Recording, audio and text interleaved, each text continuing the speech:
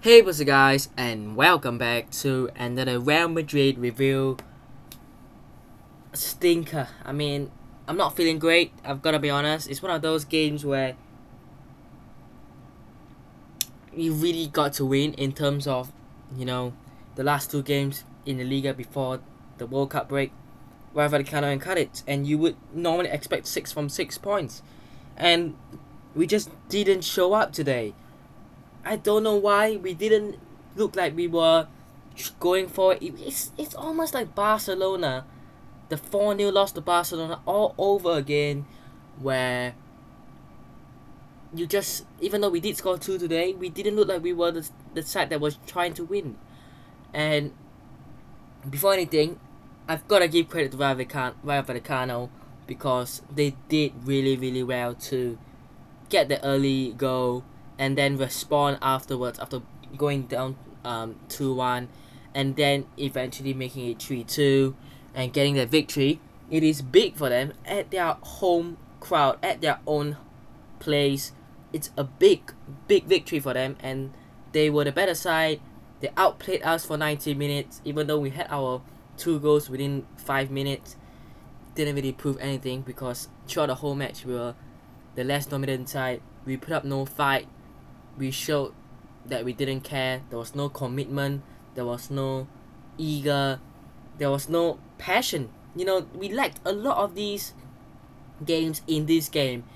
And I saw a stat where in the past few games we ran like an average of 10 kilometers. I think in this game we ran at 9. So it tells you less effort is being put in, less passion, less commitment. All of the things that we normally would put in at the start of the season, that we did put in at the start of the season where we were a dominant force, we are not showing it. And in the past few games, Leipzig a loss. You know what, we got away with it. We ended up finishing top. Leipzig could say that a bit unfortunate not to finish first. Girona a draw at home. It was one of those games where, okay, maybe a bit of controversy, we can let it slip. Okay, it's fine. 2 points drop. Then we rebound against Celtic, and I thought, look, Celtic is the perfect match to come back and get that strong 5-1 win over Celtic, because this will hopefully get us back and running again. In the next 2 games, Rayo and Cadiz, these are some games we have to be winning. So Celtic was perfect. We needed that win, and we showed it without Benzema as well. So I don't think this Benzema not in the team is a big factor to our defeat against Rayo today, because I felt that we didn't show anything since minute 1 to minute 90, and it wasn't like Celtic where we needed a definite must win. We needed 3 points or we are not going to finish top. That was the mindset of the players. We have to finish top. We have to win. In this game, there was no we have to win, we have to get the 3 points, we have to remain top. Now we are second. And okay, it's 13, 14 games into the season. I know it's probably not even halfway there. It's not, right? But it's never nice to be second in anything. Real Madrid isn't a place where you're second.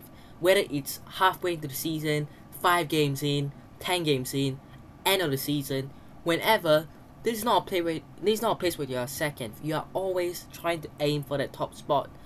And the commitment, the passion, that just wasn't there. Everything wasn't there. It felt like we didn't care. And I'm not trying to suggest anything, but I feel that the World Cup being in the middle of the season is a huge factor. A lot of players are not going for challenges. They're not running more. We went from 10 kilometers average to 9. They're not running more. They're not trying to win the ball. They're doing that so that they won't get injured and they won't miss a big World Cup. And because the World Cup happens every 4 years, that is crucial to these players, and they're thinking, look, I do not want to miss the World Cup due to an injury with Real Madrid. I'm going to try to work less hard on the pitch. And the Real players, who majority of them I think didn't get caught up, they are going for it.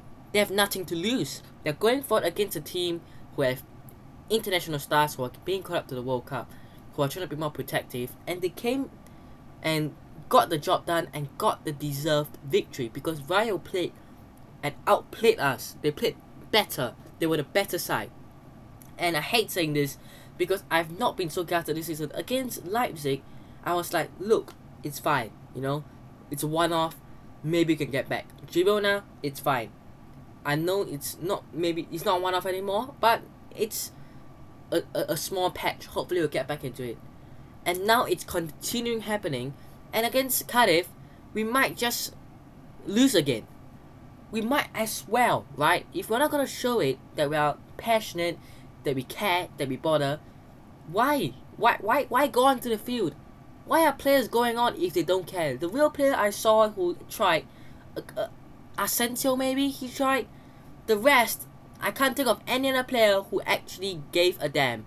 I'm not gonna swear, but I can't think of any other player in there, maybe one or two more, who actually cared. And I don't know if Asensio is in the squad, I think he might be. But why?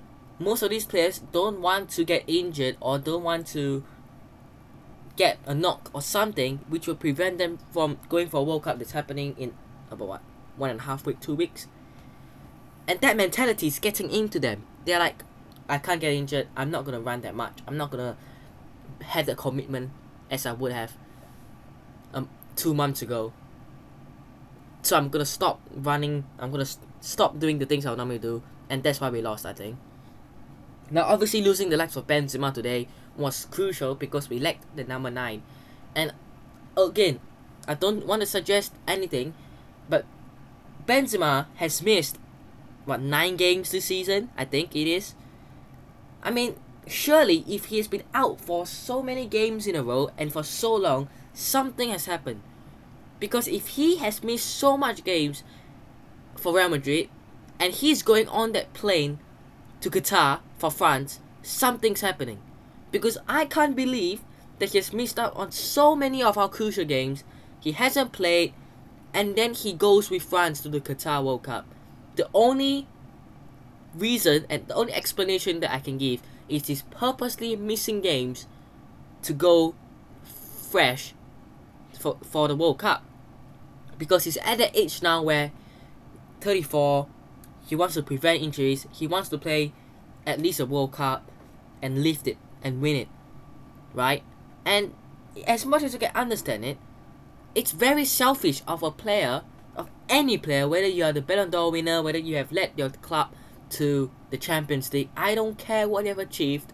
If Cristiano Ronaldo was still at this club and he had done that, we will, and I know that I would be going on about him, even though he's my favorite player of all time. I don't care who you are, I don't care your name. Like basically every British media have said, nobody is bigger than the club. Basically, right? And if you're gonna put yourself ahead of the club, then you shouldn't be playing for the club. And I know Benzema has led us to a Champions League. He has led us. He's been the main man. He's won a Ballon d'Or. But and another club won't not let him play or drop him. I don't think that will happen. But whether he's actually injured is a different thing. Because he hasn't been training on the field. He's been training inside with Rudiger. The two of them have been, training inside. Didn't play as well. And these two are crucial players to our team. And the fact that Benzema has been out for so long as well, really tells me that something's happening behind the scenes that we don't know as fans what is happening. And a lot of fans are curious as to what's happening. Is it a real injury that's keeping him out for so long? If it is, there's no way, unless it's such a good coincidence that he's missed so long, so much games, and suddenly, perfect timing for the World Cup, he's back to normal. That's so coincidental that I don't even believe that's a thing. And as for the rest of the players, a lot of them didn't really care because they don't want to get injured. Again, it's understandable as a point of view of the players, but you are not the player, I'm not the player, the fans are not the players. Our point of view is the club, right? The club, the team is the more important one. And they're putting themselves more precious. They think about themselves more than the club. When the club are paying them a crap ton of money, they're earning in the region of hundreds of thousands a month, not even a month, a week. And the performance that we saw today, or technically yesterday when you guys are watching this, is shambolic. And you might be saying, oh, it's not for the World Cup, it's just tiredness and stuff. I gotta say, tiredness really got into some of these players as well. I mean, the fact that not only is there a World Cup for the players to worry about, that they have to, like, do less, run less, commit less, right? But also injuries, tiredness, fatigue. When you put a World Cup in the middle of the season, and you are expecting so many games to be compacted in a small mini season that we are having, go for the World Cup break. Who knows who's gonna get injured during the World Cup? Who knows who's gonna be too tired? When they come back from the World Cup, half the players are probably injured or too tired because they've played with their country, and then we go again. And it's so tough for players when they're on a short season, they go for a little break with their country, to come back and to get things restarted again. It's so tough that I'm telling you right now, when we restart again, I think it's Valencia in it, in the cup, I think we're gonna see a lot of players not fit, and we might even lose a couple of games when we come back. So some of these games right now are crucial, and we had to win. We had to win these games, and we didn't win today. Is there anything else? I mean, I suppose that is all I have to say for that mini, front part of it. I haven't talked more about the goals and the chances and stuff. I mean, I'm quite mad at the commitment and the performance today because we just weren't at it. We weren't at it. Is there anything? It feels like I have something else that I haven't said yet, and I do want to say, but I think there is nothing. 5 minutes in, we have considered a cross is put in, and Comesena was left unmarked, and he taps it past Thibaut Courtois. It's not like a tapping goal, it's more from around the edge of the box, but I'll just call it a tap. Tap it past Thibaut.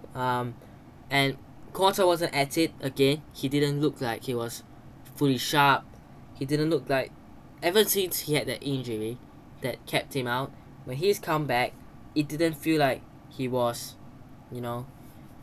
fully ready, and so far he hasn't looked like he's sharp enough.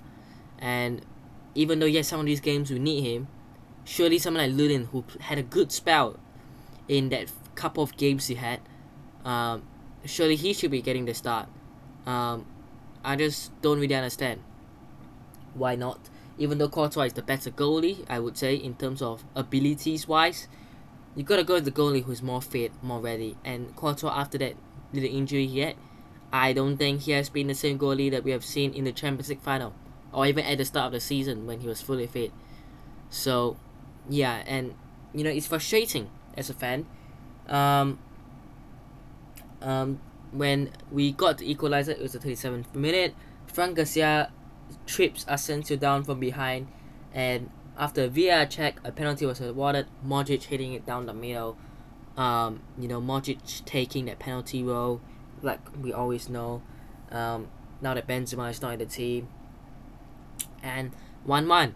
That was hopefully gonna get us going again, and it did, because minutes later, Militao rises highest to meet the Asensio corner, and I was thinking to myself, I wasn't watching it live, but I think a lot of people were thinking to themselves, maybe we can get something out of this game, even though we aren't playing that well. 2-1 up now, let's go, let's get going. And then, of course, minutes later, we throw it away. We let them have a couple of chances, which I think was blocked, but it wasn't cleared away properly. It just wasn't. And he falls to Alvaro Garcia, who volleys one on his left foot past Courtois, who had a hand on it but couldn't save it. Disappointing that goal. That's the most disappointing goal of the lot. Even though, yes, the first goal is 5 minutes in, the play was unmarked, but this second goal was more preventable, I feel like. Just clear the ball. Just get it out. But we chose to just pass it around, and I don't know what we were actually doing, right? and 2-2 right before halftime. Now, the penalty scored by Trejo. Now it's very, very interesting and confusing. So I'm gonna read out my little note here. So Alvaro Garcia and Carvalho fighting for the ball. Garcia kicking the ball onto the hand of Carvalho, and a penalty was awarded, rightfully so. No complaints, no denials.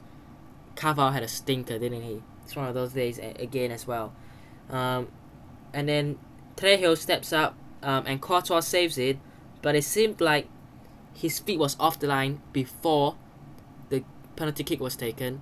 But it could also have been that Carvalho might have entered the penalty box before the kick was taken.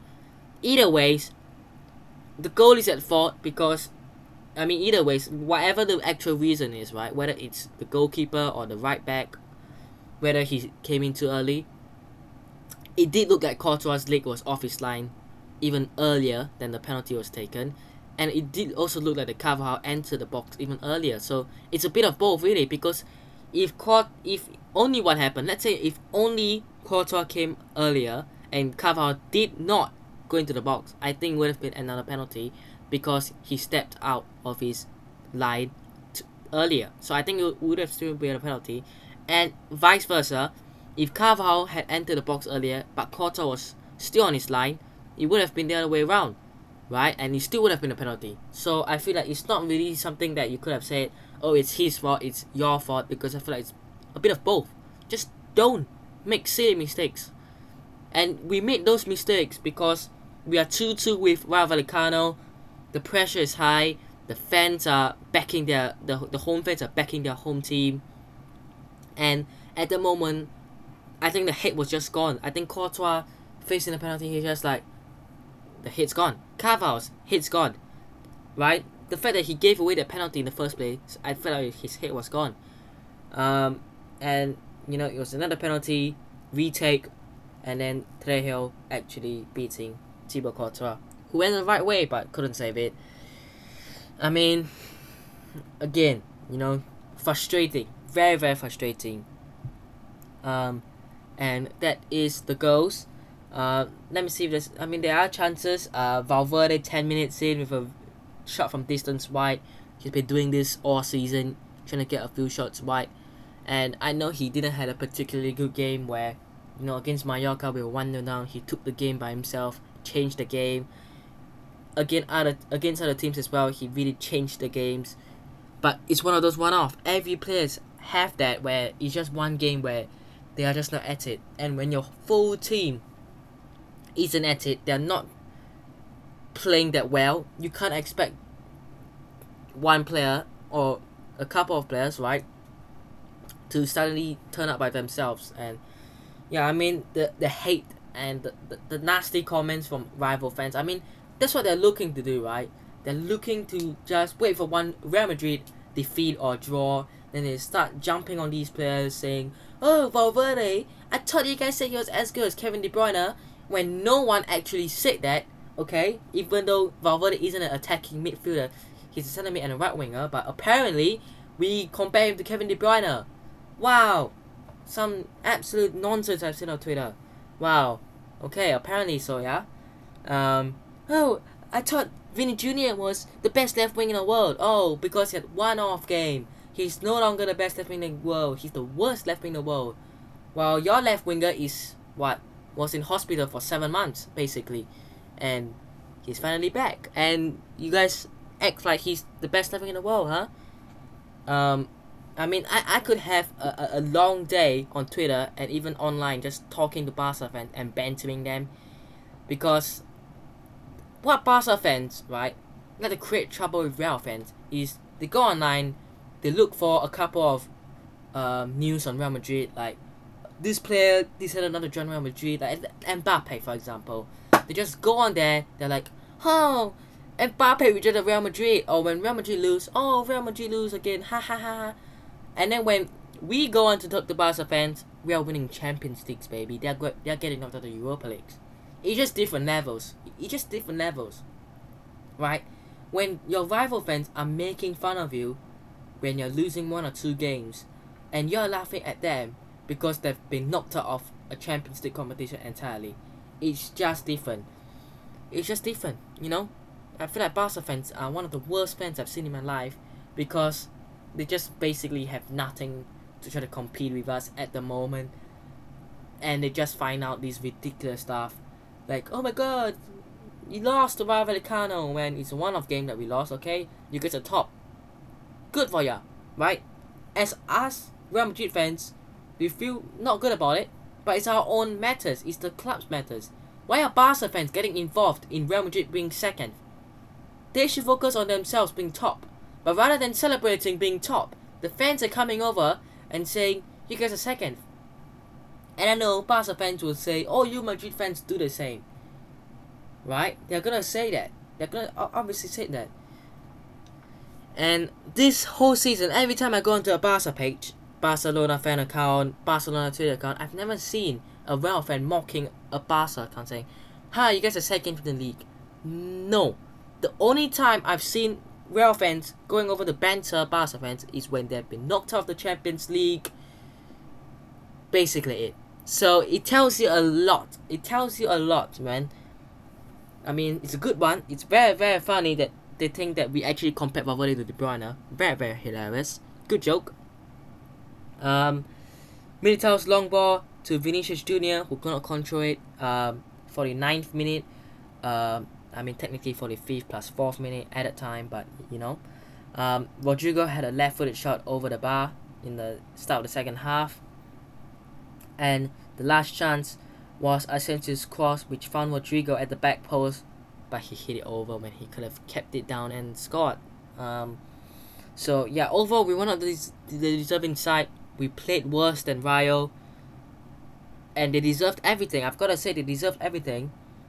Just saying, one point I've got to make is that Fede Valverde hit the ball to one of the residents' balcony, and the residents was actually watching the game, and it just fly to their house. I mean, could you imagine your house is located next to a stadium, and you're watching Real Madrid, Rayo Vallecano, right? You're living next to Rayo Vallecano stadium. You sit there, right? You stand there, whatever. Then the ball from Fede Valverde just flies into your house. And apparently the ball is up for sale online for 200 euros. You know, I don't know if it has been sold yet. I mean, yeah, yeah. That's such an awkward thing to happen, but I mean, I do like the way that their stadiums are one of those just pitch stadiums, you know, just a small pitch, with the fans quite close, and then on the outside you can actually see what's happening, like the residents' houses. You can actually have a good view. So if you live at one of those houses and you're a Rayo Vallecano fan, you don't have to buy like tickets to get there. You can just watch from our house, which is really, really perfect, innit? But you know, that is trying to make myself and Real fans feel a little bit happier, even though I don't think anything right now is gonna make us feel any happier. But yeah, overall, I want to say one more thing actually. Fran Garcia, Rayo Vallecano player, and there's been lots of rumors from a lot of different outlets, whether they're true, reliable, and whether it will happen is different. A lot of them are saying that Fran Garcia could make a return to Real Madrid. A lot of Real fans at least seem to want him back in January. I don't think that's gonna happen, considering I don't think we're gonna make any January transfer window signings. Maybe in the summer, because I think he might have a buyback clause or something like 5 million. And look, even if he isn't going to be our main left back, even if he isn't going to overtake and, you know, keep Mendy out the squad, out the team, 5 million for a player as a backup to your current left back who is proven. He's basically Miguel, but he left earlier, basically. Miguel left last summer to Girona on loan, I think it is. And yeah, I think Fran Garcia, obviously ex-Real Madrid player. You know, he's a Spanish player, he's a homegrown player. You know, if you can get him back for 5 million, he's doing quite well as well. And before the game, he actually said, my dream is to go back to Real Madrid, hopefully one day.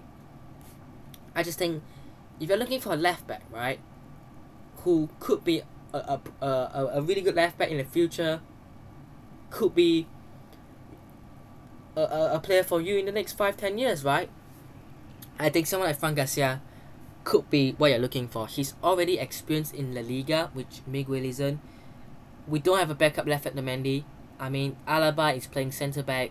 It's so tough for Alaba as well. And I feel part of the reason as to our sort of not so successful season so far is sometimes he brings Rudiger in and then puts Alaba left back and then drops Mendy, or sometimes he put Alaba centre back and then brings Mendy in and then drops Rudiger. So last season without Rudiger, it was the same back four, right? Mendy, Alaba, Militao, Carvajal. Sometimes Mendy gets rotated with Marcelo, sometimes Carvajal gets rotated with Vasquez, and then on centre backs with Nacho, maybe Vallejo, right? So that was your back four. But most of the games, majority, you have Mendy, Alaba, Militao, Carvajal. That's a back four. This season, as good as a rotation you have with Rudiger, the problem you create is sometimes Mendy is playing and Alaba gets dropped. So it's Mendy, Rudiger, Militao, Carvajal, right? Let's exclude Vasquez from this because I'm trying to talk about the left hand side, right? Or sometimes you also do Mendy, Alaba, Militao, Carvajal, right? That's your back four, your usual back four like last season. Or sometimes Alaba plays left back, Mendy drop, Rudiger, Militao, and Carvajal. So it's like switching and turning again and again and again, and it sort of creates a mess at the back. It feels like where some players are just playing different roles every game. Sometimes Alaba has to play left back, and then the next game he's playing centre back. It doesn't help when you don't have a fixed position in the season. Just because Alaba usually plays centre back, doesn't mean when he plays left back for one game, he comes right to centre back for the next game. He's adapted to it because in your previous game you were told to do different things. Now you're back to your basics, and you might just have lost a little bit of your basics, and losing just a little bit of the basics could cause a big difference in terms of your performance, which could also cause a big difference in the result. So as good as bringing more players, World Cup players in for rotation is, sometimes it has its own downfalls and its own negatives, and I feel like this is one of the negatives because switching and flopping around is just what is happening, right? In the midfield is the same thing. I mean, last season we were changing quite a lot. We had Modric, Kroos, Casemiro, your normal front three, midfield three with Valverde and Camavinga, really. So, this season Tchouaméni adapting to a new league, playing as a number 6, even though it's not quite his natural preferred position. He's done well so far. Modric and Valverde playing with him as well, next to him. But sometimes Kroos plays, sometimes Camavinga plays, even though he hasn't been playing that much this season. Valverde might play off the right as well. So it's a lot of different changes, and the team has to get used to each other, because when you have the same team playing week in, week out, the chemistry is better. When you're constantly switching and changing players, obviously the chemistry is going to get disrupted, right? Team chemistry, because the players are playing with different players, and different players have different kind of play styles, and they have to go with different tactics. So a lot goes in. It's not just put these 11 in, let them get the job done, they're gonna win. It's not always that simple. Football isn't that simple. It's about the tactics, it's about the mind games, and I just felt that so far we're not looking that good. But it might just be a one-off. Next game, like I said, Cardiff, before we go for the World Cup break, for one last game, I want to see us put on some fight, which I don't think will happen, because at this point I see the players just trying to hopefully not get an injury and go for the World Cup. But one last game before the World Cup, and I just want to say that if we don't get all 3 points from this, we could possibly, the worst case scenario that happens, because Cadiz at home next. Let me have a look at the La Liga table. So far, 13 games played. Barca on 34 points. Real on 32 points. So, if Barca win their next game and we don't, and we lose, they are 5 points clear of us going into the World Cup break, right? If we can win, and who do Barca have, right? Barcelona have, actually they're playing Osasuna at the time of recording. I think this video will be out before then, so I'm not too sure of the score. You guys might be, but they're playing Osasuna. Is it at home? Away from home, right? If they win, they're guaranteed 37 points, and the best we can do against Cardiff is to get 35 and get the victory and go up to 35 points. But I'm praying that Osasuna, who drew with us at the Bernabeu, please get something off Barca, please. Obviously, a defeat for Barca would be perfect, but even a draw, please. Because going into that World Cup break, if Barca are on the same point like us, at least, it's level. But that also has to depend if we can beat Cardiff, because if we don't, we have to beat Cardiff to have a chance to go on the same amount of points as Barca. But it's all about Barca today against Osasuna, so hopefully they don't win, please for once, please. But yeah, that'll be it for today's review. It's probably quite a long one as well. Hope you guys have enjoyed today's review. I haven't really, but we just gotta go again. There's nothing we can do, and Rayo fully deserved the win. But yeah, if you guys did enjoy today's video, hit the like button and subscribe to the channel if you guys aren't already, and I'll see you guys in the next one. Peace.